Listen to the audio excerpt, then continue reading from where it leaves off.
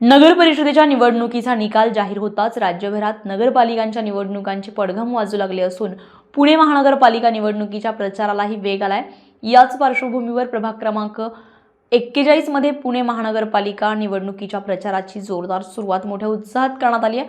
राष्ट्रवादी काँग्रेस अजित पवार गट पक्षाचे प्रभाग क्रमांक 41 मधील नगरसेवक पदाचे इच्छुक उमेदवार निवृत्ती अण्णा बांदल, सचिन शेटघुले आणि फारुक इनामदार यांनी प्रचाराचा शुभारंभ जल्लोषात केलाय।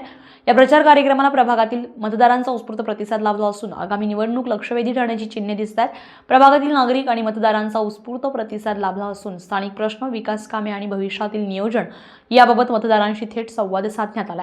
राष्ट्रवादी काँग्रेस अजित पवार पक्ष प्रभाग क्रमांक 41 मध्ये पूर्ण ताकदीनिशी मैदानात उतरल्याचं स्पष्ट चित्र या प्रचारातून दिसून आले।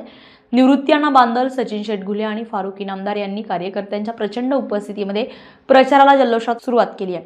घोषणा आणि कार्यकर्त्यांचा उत्साह यामुळे परिसरामध्ये निवडणुकीचे वातावरण निर्माण झालेले आहे।